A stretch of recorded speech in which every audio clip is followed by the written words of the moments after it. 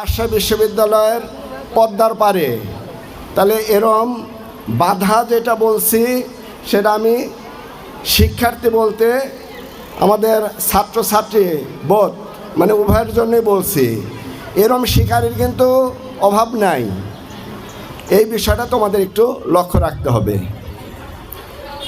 আমি আন্তরিকভাবে বিশ্বাস করি যে সাপাহার উপজেলা তথা নওগাঁ জেলার 5টি শিক্ষা প্রতিষ্ঠান যদি সিলেক্ট করতে বলা হয়, তার মধ্যে আল হেলাল ইসলামী একাডেমি অ্যান্ড কলেজ আছে।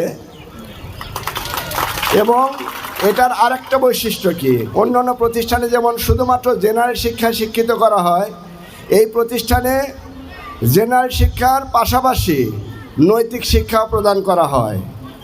আমি আন্তরিকভাবে বিশ্বাস করি তোমাদের কেউ 5 বছর, কেউ 7 বছর, কেউ 10 বছর এই প্রতিষ্ঠানে লেখাপড়া করেছো।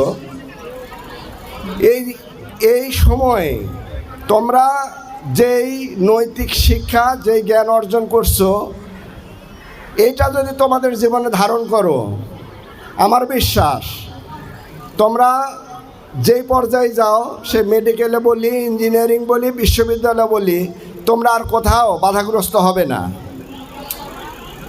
সেই ক্ষেত্রে যেহেতু এখানে বলা হয়েছে বিদায় এবং দোয়ার অনুষ্ঠান, আমাদের সম্মানিত কয়েকজন বক্তা বলেছেন দোয়া, এই দোয়াটা তো এই 2 হাত তুলে বলার খুব বেশি দরকার হয় না। তোমাদের আচরণ কেমন ছিল শিক্ষকদের প্রতি, অভিভাবকদের প্রতি, এই আচরণের মাধ্যমেই কিন্তু দোয়াটা চলে আসে।